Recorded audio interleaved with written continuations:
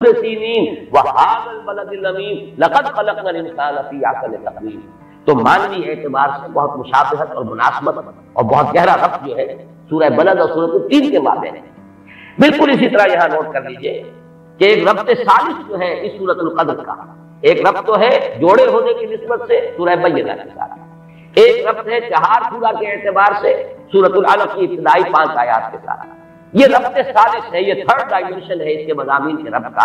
اور وہ آپ نے نوٹ کر لیا ہوگا۔ میں نے ابتدا میں تلاوت جو کی ہے سورۃ القدر کی، اس کے ساتھ ہی متصلا تلاوت کی ہے سورہ دخان کی ابتدائی 6 آیات۔ مضامین کے اعتبار سے ان میں جس قدر مشابہت ہے، یہاں لیلۃ القدر کا لفظ آیا، وہاں لیلہ مبارکہ کا لفظ آیا۔ انا انزلناہ فی لیلۃ مبارکہ، یہاں انا انزلناہ فی لیلۃ القدر۔ یہاں یہ فرمایا گیا من کل امر تنزل الملائکۃ والروح فیہا باذن ربہم من کل امر، وہاں فرمایا فیہا یفرق کل امر حکیم امرا من عندنا انا کنا مرسلین۔ تو مضامین کے اعتبار سے، اور وہ جو اصول میں نے بارہا بیان کیا ہے کہ اہم مضامین قرآن حکیم میں کم سے کم 2 جگہ ضرور آئے بڑی گہری مشابہت کے ساتھ، تو یہ مضمون جو ہے وہ لیلہ مبارکہ، وہ لیلۃ القدر جو ہے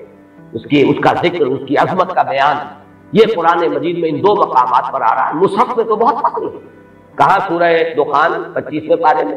کہاں یہ آخری پارے میں سورۃ القدر، گویا کہ کافی بوجھ ہے مصحف کے اعتبار سے، لیکن مضامین کے اعتبار سے نہایت قریبی ربط ہے، بہت گہری مشابہت ہے۔ اب آئیے ان تمہیدی مضامین کے بعد ہم سورہ مبارکہ کا لفظ بلفظ مطالعہ کریں۔ انا انزلناہ فی لیلۃ القدر، یا نوٹ کیجئے قرآن حکیم میں اللہ تعالیٰ نے اپنی ذات کے لیے کہیں تو واحد کا صیغہ استعمال کیا، اننی انا اللہ لا الہ الا انا فاعبدنی واقم الصلاۃ لذکری، یہ سب واحد، کہیں جمع کا صیغہ آتا ہے، انا انزلناہ فی لیلۃ القدر، انا فتحنا لک فتحا مبینا، انا نحن نزلنا الذکر وانا لہ لحافظون، انا اعطیناک الکوثر۔ تو اس میں ظاہر بات ہے کہ اگرچہ یہ مفرد ہے انی، اور یہ انا جو ہے جمع کا صیغہ ہے، لیکن یہ اظہر من الشمس ہے کہ اس میں اللہ تعالیٰ کی ذات میں کوئی تعدد یا تکثر کا کوئی سوال نہیں، معاذ اللہ ثم معاذ اللہ، کوئی کثرت نہیں ہے، وہ تو وحدت مطلقہ ہے، ذات باری تعالیٰ وحدت مطلقہ ہے، جس سے بڑی وحدت اور جس سے گہری وحدت کا ہم تصور میں نہیں کر سکتے۔ لہٰذا یہاں پر جمع کا صیغہ کس لیے آیا؟ یہ عربی زبان کا اسلوب ہے کہ جیسے شاہانہ اندازے کا کلام ہوتا ہے ہم، یہ ہم جو ہے در حقیقت اپنی عظمت، اپنی تفخیم، اپنی جلالت شان، اپنی علو مرتبہ، اس کے اظہار کے لیے انا انزلناہ فی لیلۃ القدر۔ انزلناہ، یہ جو ضمیر مفعولی ہے، ہم نے نازل کیا اس کو لیلۃ القدر میں۔ اب یہ عام طور پر تو اسلوب یہ ہے کہ ضمیر کا استعمال وہاں آنا چاہیے جہاں جس شے کے لیے ضمیر آ رہی ہے اس کا ذکر صراحت کے ساتھ پہلے ہو چکا ہو، عام اسلوب یہ لیے،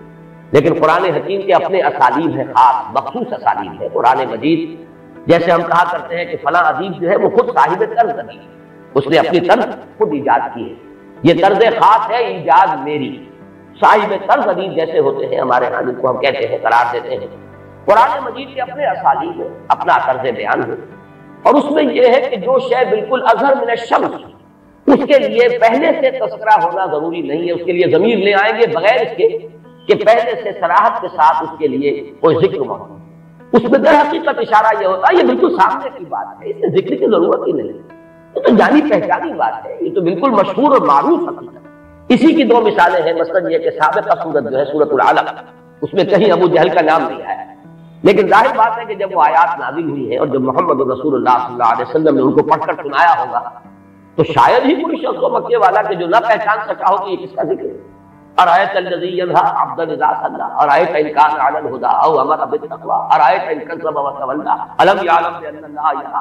ظاہر بات ہے اظہر من الشمس سے تو نام لینے کی ضرورت ہے۔ اسی طریقے سے مثلاً اسلوب جو ہے بہت نمایاں ہو کر آیا سورہ واقعہ کے آخری رکوع میں، کلا اذا بلغت الحلقوم فلولا اذا بلغت الحلقوم۔ تو کیوں نہیں ایسا ہوتا کہ جب وہ پہنچ جاتی ہے حلق تک، حلقوم تک، کیا پہنچ جاتی ہے؟ اب یہاں پہ اظہر من الشمس سے مراد ہے عالم نظام میں، جبکہ جان آ کر ہستی میں پھنس جاتا ہے، یہاں گھنگرو بولتا ہے اصل میں، حتی اذا بلغت الحلقوم، یہ آخری وقت جو ہے معلوم ہوتا ہے کہ یہاں کوئی آواز آ رہی ہے اور جان یہاں آ کر پھنس گئی، لیکن یہاں جان کا یا نفس کا کہیں لفظ نہیں آیا، فلولا اذا بلغت الحلقوم وانتم حينئذ تنظرون ونحن اقرب اليه منكم ولكن لا تبصرون فلولا ان كنتم غير مدينين ترجعونها ان كنتم صادقين. اب یہاں پر بھی لفظ کوئی ذکر نہیں ہے کہ کس شے کے لیے یہ لفظ استعمال ہو رہا ہے، لیکن اس کے مشہور و معروف اور اظہر من الشمس ہونے کے اعتبار سے وہ جو عام قاعدہ ہے اس کے خلاف یہاں پر بغیر اس کی صراحت کے تذکرے کے ضمیر کا استعمال ہو گیا. انا انزلناہ فی لیلۃ القدر. اس میں ایک بات اور نوٹ کیجئے کہ در حقیقت کسی شے کا اس طرح تذکرہ نہ کرنا یہ خود اس کی عظمت کی دلیل. گویا کہ یہاں پر نہ صرف یہ کہ قرآن کے لیے اس ہو کا ضمیر جو ہے اس کی انا انزلناہ یہ قرآن کے اپنے مخصوص اسلوب کے مطابق آئی ہے، بلکہ اس میں قرآن کی عظمت کی طرف اشارہ ہے، اس لیے کہ جو صاحب عظمت ہستی ہو اس کا نام نہیں لیا جاتا، بلکہ اس کی طرف آ جناب، آ حضور، یہ الفاظ جو ہیں یہ اسی لیے اختیار کیے گئے ہیں اور ایجاد کیے گئے ہیں کہ عظیم ہستی صاحب مرتبہ کوئی شخصیت ہے، اس کا نام نہیں لیا جاتا، اس کی طرف اشارے کیے جاتے ہیں. انا انزلناہ، ہم نے اسے نازل کروایا. معلوم یہ ہوا کہ اس میں عظمت قرآن کی طرف بھی ایک اشارہ کیا جا رہا ہے. پھر اس میں عظمت قرآن جو ہے اس کے دو اور اسلوب ہیں جو اس میں سامنے آئے. انا انزلناہ فی لیلۃ القدر، ہم نے خود نازل کیا ہے. حالانکہ ہمیں معلوم ہے کہ یہ نزول جو ہوا ہے محمد رسول اللہ صلی اللہ علیہ وسلم پر بواسطہ ملک ہوا جبرائیل کے ذریعے سے. فإنہ نزلہ علی قلبک، اس نے نازل کیا اس قرآن کو اے نبی آپ کے اوپر. نزل بہ الروح الامین علی قلبک، اس کو لے کر نازل ہوئے یا اس کو نازل کیا ہے روح الامین نے. تو معلوم یہ ہوا کہ فرشتہ درمیان میں ہے، لیکن یہ جیسے کہ کہا کہ انہ لقول رسول کریم ذی قوت عند ذی العرش مکین مطاع ثم امین. یہ سورہ تکویر میں یہ مضمون آ چکا ہے اور آج کئی مرتبہ اس سورت کا نام ہم نے لیا ہے 4 سوروں کی تعین کے ذمن. تو یہ سب کچھ اس لیے کہ معین طور پر یہ بات واضح ہو جائے کہ قرآن مجید کی تنزیل محمد رسول اللہ صلی اللہ علیہ وسلم پر بواسطہ ملک ہوئی، لیکن یہاں اس واسطے کو ہٹا کر بات کی جائے انا انزلناہ فی لیلۃ القدر، تاکہ یہ اللہ تعالیٰ کی ذات کے ساتھ اس کی جو نسبت خصوصی ہے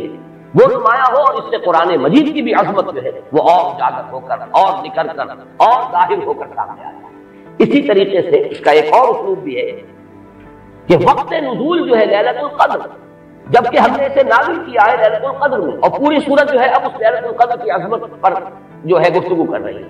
اس میں بھی گویا کہ نزول قرآن جو ہے اس کے لیے لیلۃ القدر کا انتخاب یہ بھی عظمت قرآن کے بیان و اظہار کا ایک انا انزلناہ فی لیلۃ القدر. اس میں اب تیسری بحث جو ہماری ہے وہ یہ ہے کہ انزال اور تنزیل کا فرق. یہ بات میں عرض کر چکا ہوں کہ باب افعال سے مصدر آئے اور پھر باب تنزیل سے اسی مادے سے اگر مصدر آئے تو ان میں فرق کیا ہوتا ہے. باب افعال میں کسی کام کا دفعتاً کرنے، ایک ہی مرتبہ یک بارگی جسے ہم کہتے ہیں کام کو مکمل کرنا. باب تفعیل میں تدریجاً، یہ تدریج خود جو ہے تفعیل کے وزن پر ہے، تدریجاً تھوڑا تھوڑا کر کے کسی کام کو بڑے اہتمام کے ساتھ، اس لیے کہ جب اہتمام ہوتا ہے اور جب اس کی خاص توجہ ہوتی ہے تو رفتار کم ہو جائے گی، اور جب کہیں کسی